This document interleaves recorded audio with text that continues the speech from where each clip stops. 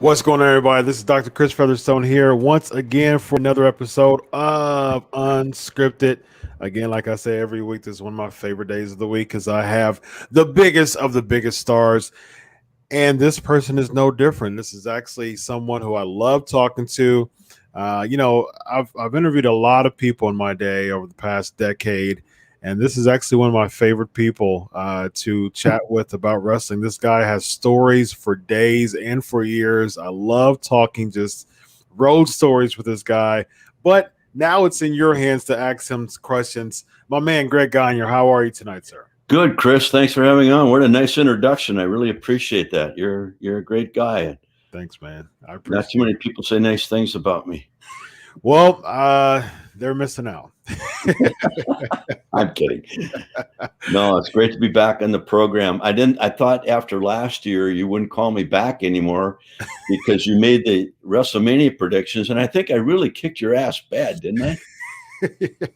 You don't remember it now, right? I remember because you actually said Charlotte. I remember you actually predicted Charlotte Flair to win, and I said no way. She's going no way, and she ended up winning. So there you go. All right. Or did a lot of others that I said that you were on the other side. Yeah. I got to look at that. I got to listen to that show again just to see. I remember Charlotte stuck out though. You did predict Charlotte. So. Yeah, you were arguing with me on that one. I did. Yeah. I said no way, but yeah, you were right. Yep. Yep. All right, so we gonna start right into the questions.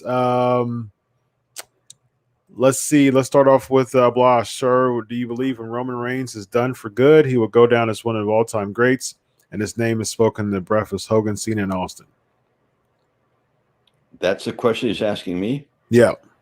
Roman Reigns, will he go down as one of the greats?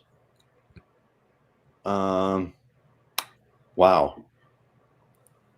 Hogan, Flair, Austin,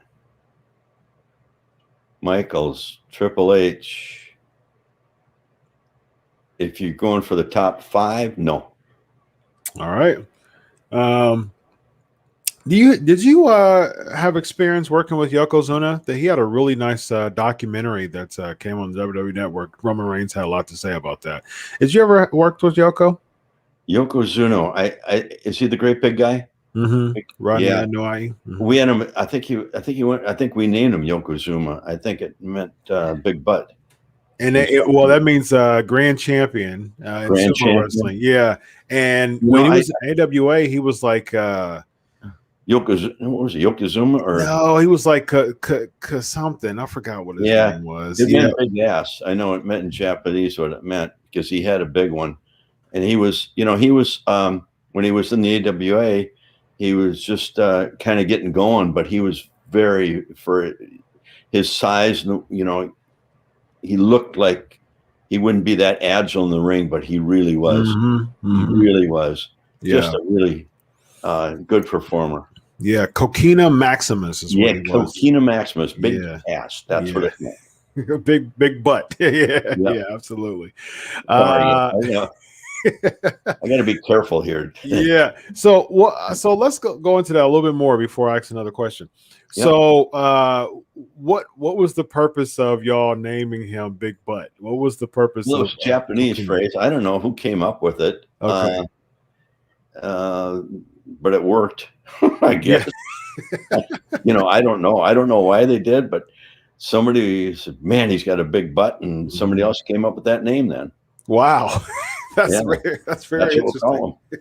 of why it was just no rhyme or reason to it. Just he's got a big butt. American people didn't know what it meant, but the Japanese did. Right. Very interesting. Ladies and gentlemen, you heard it here from this guy. One of the hallmarks of AWA. His father was the daggone owner of it. The reason why Yokozuna was Coquina Maximus because he had a big butt. You heard it here first, ladies and gentlemen. And that's what it meant. Yeah, absolutely. Let's go to Elvis.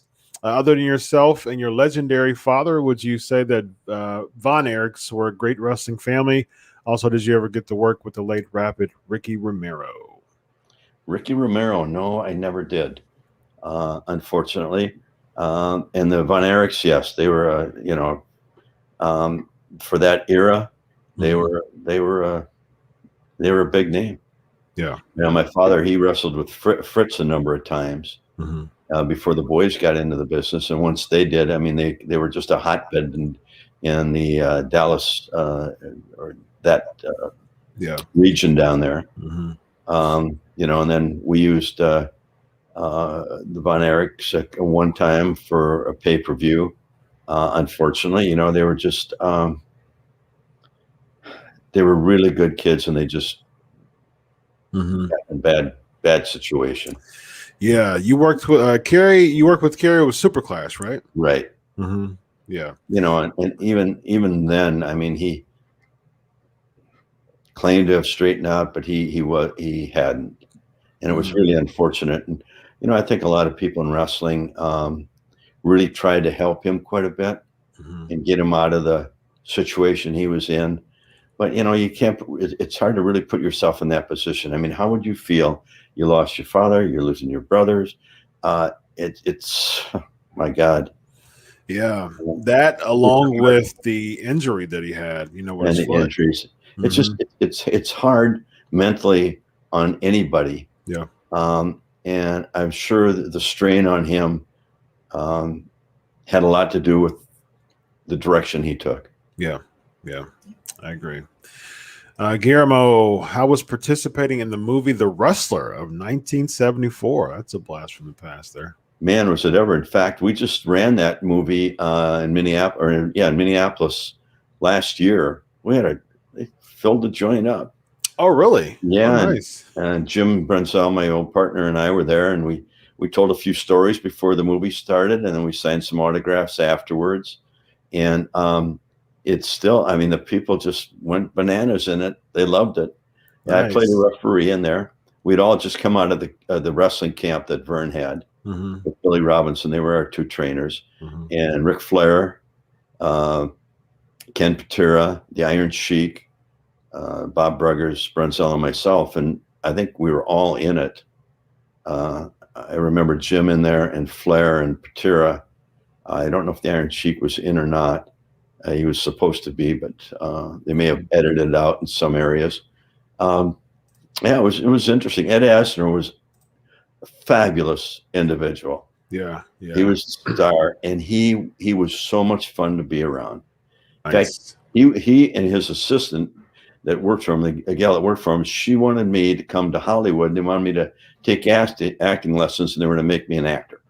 Okay. And I was just starting wrestling, and I really wanted to wrestle, but I look back now, and I don't know.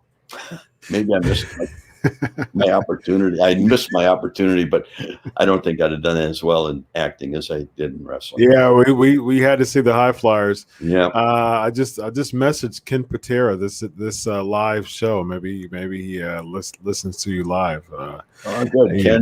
Ken, he was he came to the camp. Him and I after the '72 Olympics. Mm-hmm. He was in that. My father had sponsored him up until that time. Mm-hmm. We went over to. I was telling a friend of mine tonight about it. We went over to Czechoslovakia afterwards. Ken had met a lady there working at the Olympics that wanted us to take us and visit Czechoslovakia. Mm-hmm. Well, communist control, and we went to Prague, and it was the most interesting place I've ever been in my life, and scary. Wow. We went there, and at night, I mean, all the buildings were gray and brown. Mm-hmm. And on every corner was 2 soldiers with machine guns. Mm-hmm. And the lights were dimmed down they were so dim at night you could barely see where you were going. Wow. And there was nobody in the streets at night. And then in the daytime, the streets were full of people. Wow. And I asked the young lady that was with, I said, does anybody work? And she said, under communist control and socialism, you can work 1 hour or you can work 80 hours. You're going to get paid the same. There's no incentive for anybody to do well. Wow. None of the people smiled. They all were down. And we were there, and the hotel we were staying in, the Communist Party had their big convention there. Mm-hmm. The Russian Communist Party, they were there. And there was probably, I don't know, 75 to 100 people down. And we went down the stairs. We thought we were going to the bar. Mm-hmm. And we had a convention. Wow. And Patera, we'd had a few beers, and he started yelling at him. He said, you commie bastards. He said, we're going to come, and I'm going back to the U.S. We're coming in, and we're going to clean you all out of here. And I said, Ken, shut up, man. We get arrested here. We'll never get out of here. Right. So I got him out of there, and we woke up the next morning. It was October 1st. We turned the showers on, and it was like getting hit with ice pellets. And we called downstairs. We said, hey, we don't have any hot water up here. And they had a translator there, and they told us that starting October 1st until April 1st, there's no hot water. What? That's what they do. Yeah. Oh, my goodness. That's socialism. That is control right there, ladies Isn't and gentlemen. it? Yeah. How's you want the government in control. Yeah.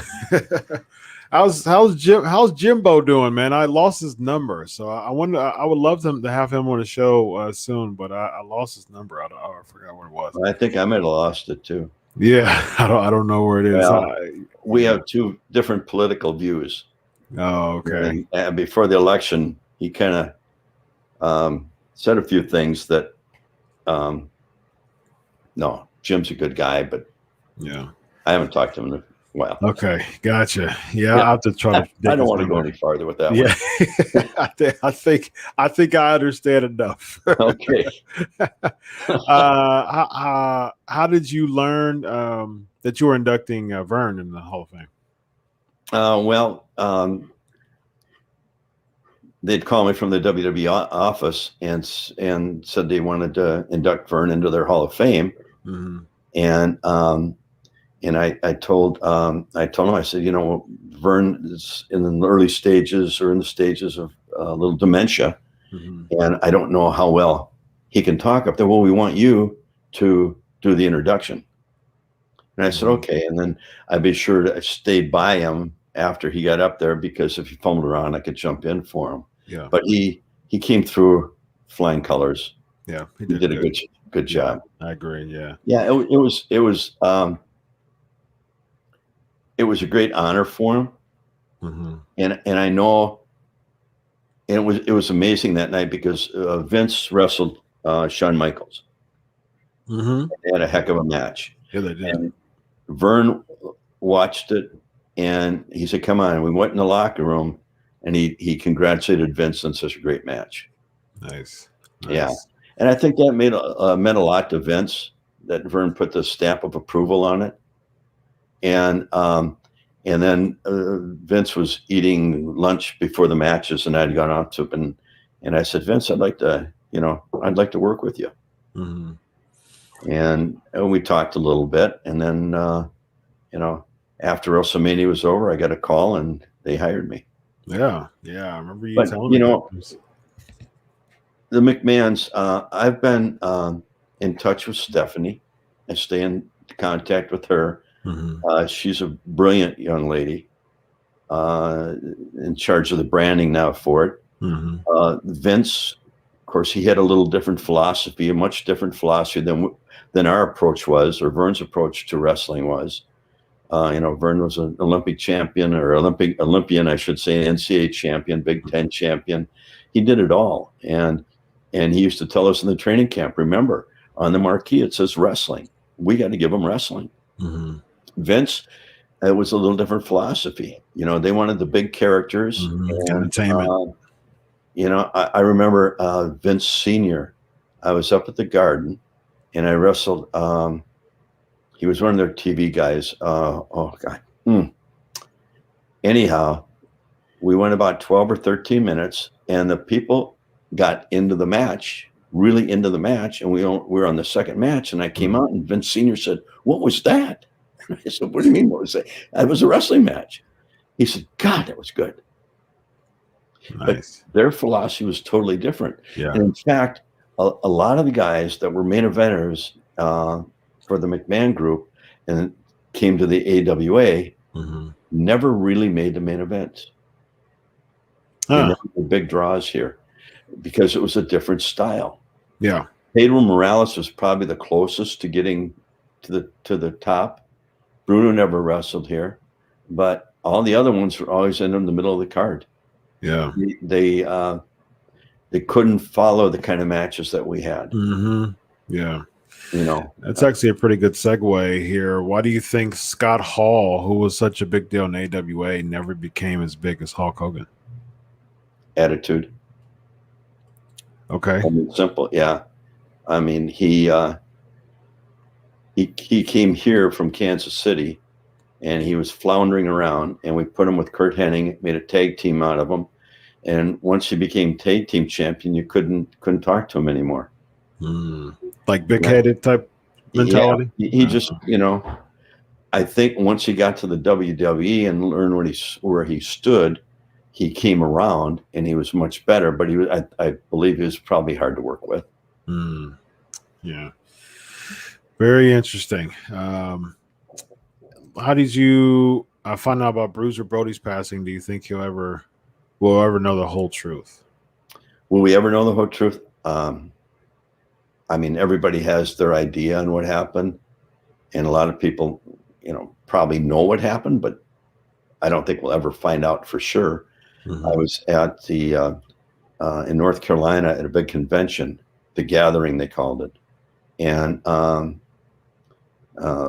the Starcade area, like around the Starcade. The Gathering. Yeah. No, this was just a couple of years ago.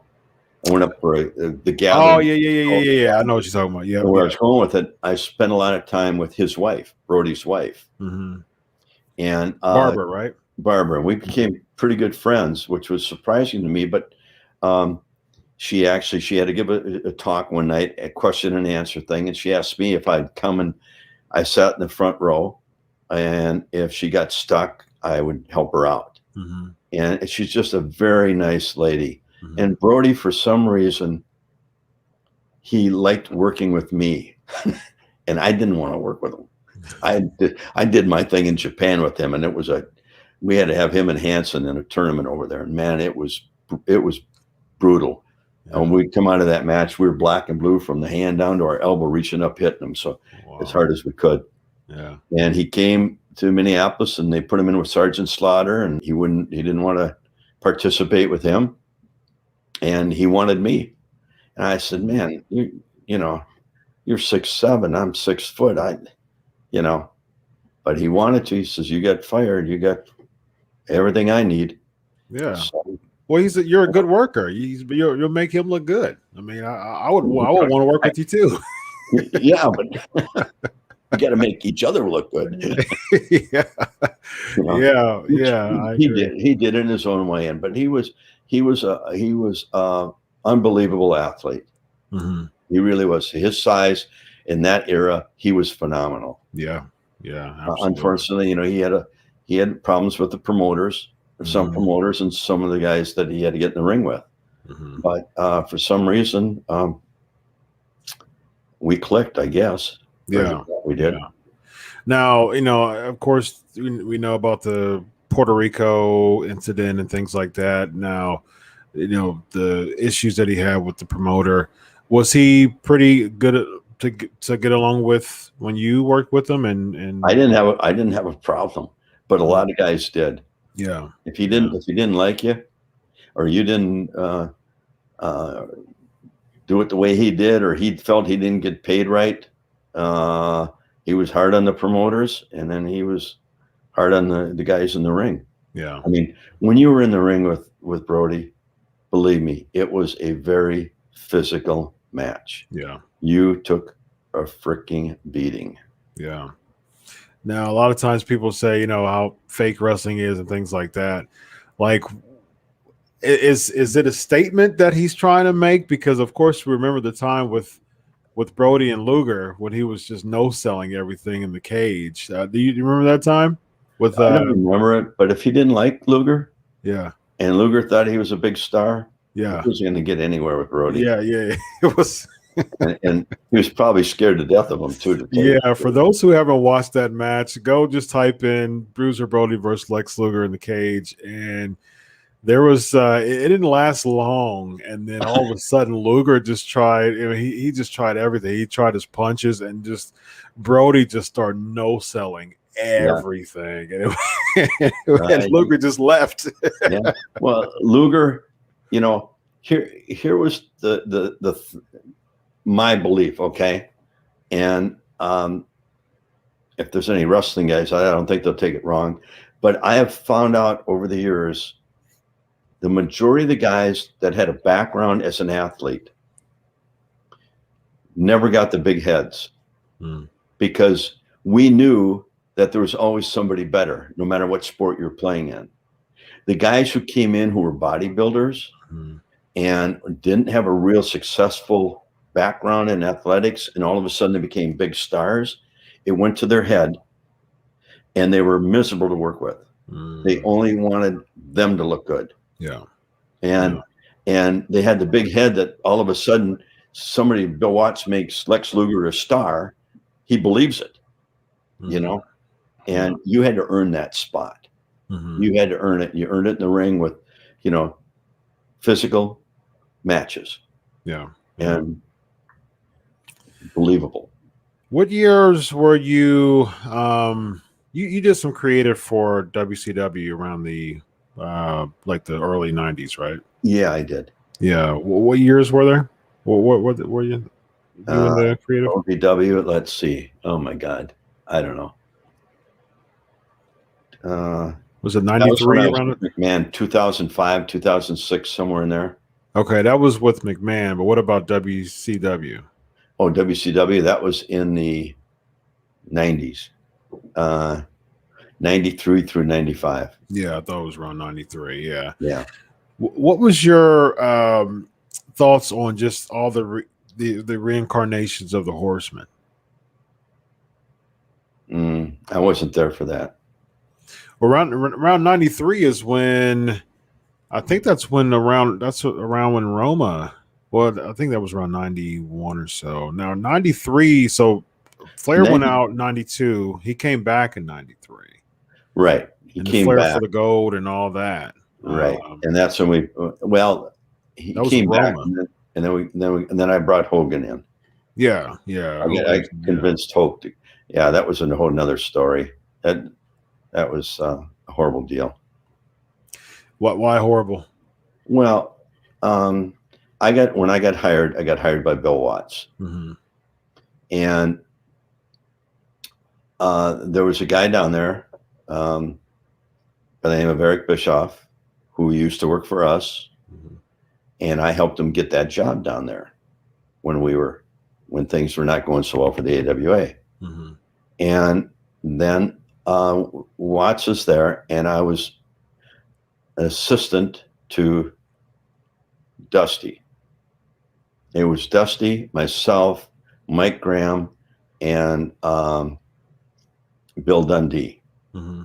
We were the four guys that were supposed to do all the booking, and Bill wanted Dusty to take a break. He thought he needed one. And then basically Mike and Bill and I were writing the TV shows. And we had a couple other people with us that Mm-hmm. helped out. Mm-hmm. And it was about the second week I was there, and I hadn't signed a contract yet. And I had taken it back to my lawyers and what I wanted in there Mm-hmm. for the position they put me in. And Bill agreed to everything. And then we were up in South Carolina. And well, first, before we went to South Carolina, Bill said, they're looking for an executive director. And I said, well, you think I should go apply for it? He said, no, they got Tony Schiavone down there, and they got some other guy that was in Georgia, and Eric Bischoff. Well, before I came down, Eric had been talking to me. He said, what do you need to do? I said, they need to change it around if they want to compete with McMahon. You got to get a bigger look. You got to do this, that.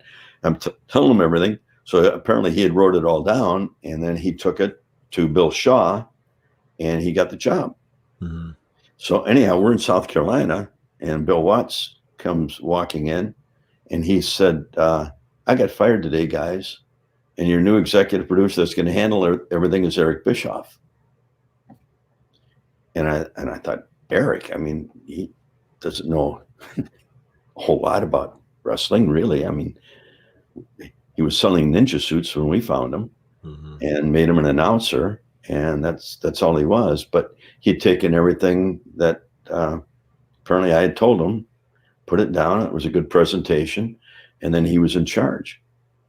Wow. So one night we're driving back, so I rode with him. And he said, you guys haven't signed your contracts yet. And I said, well, we'll do it. And he said, how do we turn this thing around? And I said, the quickest way to turn it around, Eric, would be get Hulk Hogan. Well, how do you get a hold of him? I said, I know how to get a hold of Hulk. But I think before you bring Hulk in, there's a few other people I think we can probably get away from the WWE, bring him in, and then bring Hulk in. Mm-hmm. And we got back, and we had like 13 TV shows that only Mike Graham and I, Dusty was off, and Bill had gone, I don't know, he was on the road as an agent. And we had to lay out like 13 shows, 2 specials coming up, pay-per-view, and the TV shows for Canada, for the shows on TBS for England. And we're there at 10 o'clock, 11 o'clock at night. And Eric came in and he says, hey, sign your contract. And I said, well, is it the contract that I worked out with Bill? Everything's the same. I said, Eric, we got to get this shit done. We'll be here all night. So please, give us time. I want to take it home and let my lawyer look at it before I sign it. And Mike said the same thing. So he walked out of the room. He came back about 4 times, and now it's like 12:30 in the morning. Mm-hmm. And I said, okay, everything's the same. Everything's the same. So we signed it. The dumbest thing I ever did in my life. Wow. So then I called Hulk, and I said, here's the deal, Hulk. We'd like you to come into the WCW. And I had made an agreement with Eric in the car driving back. I said, I'll get you Hogan. But what I want for that, no, this was after we signed the contract. I'm sorry, we signed the contracts. And then I said, okay, if I get you Hogan, I said, I want a percentage. Because after I looked at my contract, all our bonuses were taken out. Ooh. And all our incentives that we had built in. If the pay-per-views went up 100,000, we got bonused. If the rating went up 1 point, we got bonused X amount of dollars. Mm-hmm. And Bill had agreed to all that. Well, Eric had changed it all. And I didn't find out till a few years later that he'd put them all in his contract. Wow. So I got him. I said, if I get you Hogan, this is what I want, because you screwed me on the contract. Yeah. So I called Hulk. He said he'd be interested. And I told Eric, and he said, well, you got to get him in right now. I said, well, he can't come in till next week. Well, how about his house? I said, no. And so that went through the end of the week. And then on Friday, I went home for the weekend, came back Monday morning, flew back to Atlanta. I came in the office and big banner up there, welcome Hulk Hogan. Eric and Bill Shaw. That's the reason he couldn't sign right away, because Bill Shaw had to sign him. He was the president. They had flew to Florida to his house and signed him down there. And I was out again. Wow. So one thing led to another, and eventually he fired me. And, he became a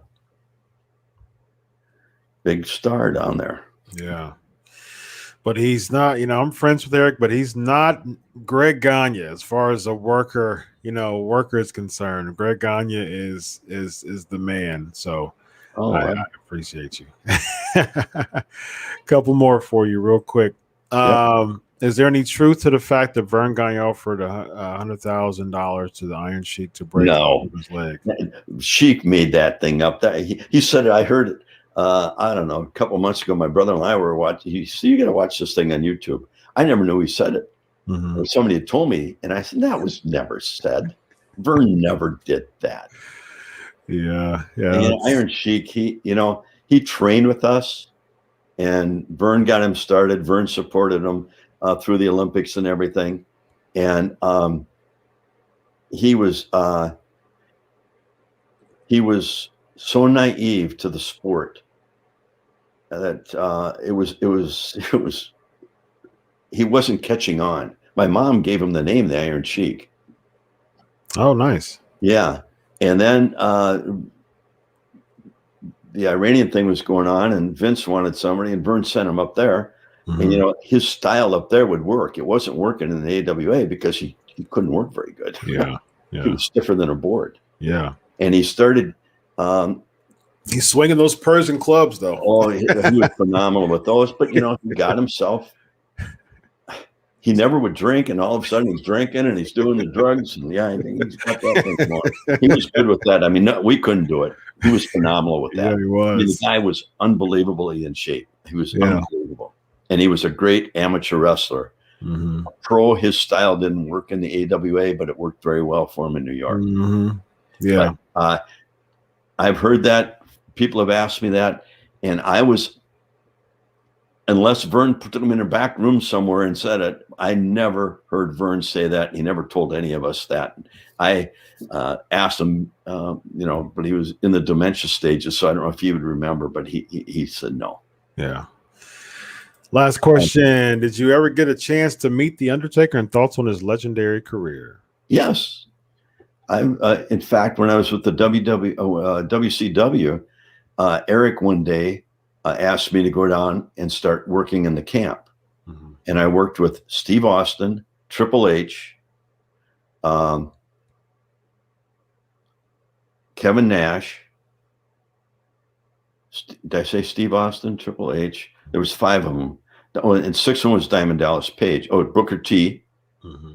And they needed to be polished off, and The Undertaker was there. But I only worked out with him 2 days, and then they fired him.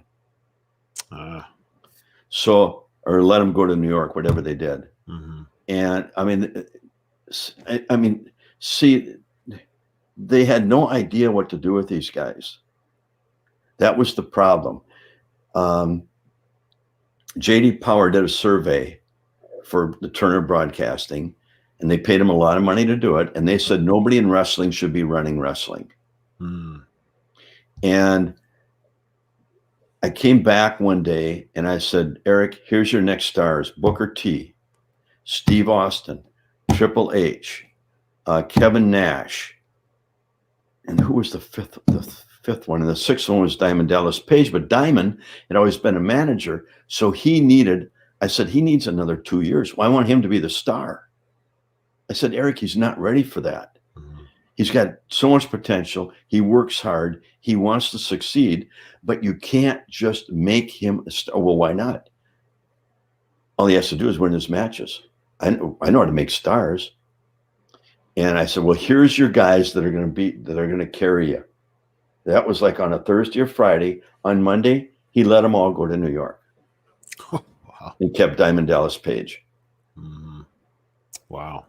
I think if you ask Steve Austin that and Triple H, they'll tell you the same thing. Yeah. Well, but they didn't know I had told him, here's your next group of stars. Well, Steve Austin and Triple H certainly benefited from WWE, didn't they? Yeah. They both definitely benefited from that decision. That's for sure. In fact, I always tell kids I train, in one training session, it was near the end before, and I worked an hour match for just the guys with Steve Austin. And we got the guys around the ring into the match. And I was trying to get Steve to become his own personality, who he really was. He was trying to be lush. What do they call him? Luscious Steve or some freaking thing. And that wasn't him. No. I said, everybody has an inner self. And once that comes out, and that's who you really are. And if we go out and have a few drinks, I know that'll come out of you. And it did. CM Punk, same thing. Had him down at VW. He was doing interviews, and he was mad and pissed off he wasn't getting a shot. I said, well, do an interview like that. And when he told it, where to get him? Yeah. But you know, your real personality has to come out for people to believe you. Yeah. Because you can project who you really want to be. But trying to be somebody else, it never comes across right. Yeah, absolutely. Absolutely. Greg, it's been a pleasure, my man. What's that? Am I talking too much? No, come on, man. Yeah, man. No way. I don't know. No way. I get off on these tangents. You know I love your road stories, man. Sounds good. So, yes, it's been a pleasure as always, man. This show is the condensed one. You know, I can go an hour with you, man, like a Flair match. But let me tell you something, Chris. You know, I like doing these with you, but this is the shortest one I've ever done with all the podcasts I do. I usually do more or better. So I'm a little disappointed in you today. Yeah, well, this show is only a half-hour show. And it's only a half-hour show. It's only a half-hour show. Yeah, so you know how I am. I couldn't get on the computer. Yeah, and as many times I've interviewed you, man, you know we can go an hour. So it's an Iron Man between me and you. So I always appreciate it, man. Yeah, it's good talking to you again. You know, anytime. And why don't you email your WrestleMania picks and I'll critique them. Yeah, I'll call you. I'll set some up before.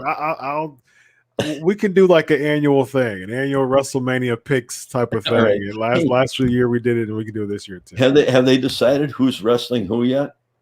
Not yet. Not a lot of things in stone right now. So all right, yeah, perfect. But yeah, I'll give you a call, man, before WrestleMania. I'll put it on my calendar to do that. And so we'll set up another prediction show. All right. I'll try to get online before we run out of time next time. Good stuff. Thanks a lot, Greg. Always appreciate it. Thank you, Chris. Good seeing you again, buddy. Take care.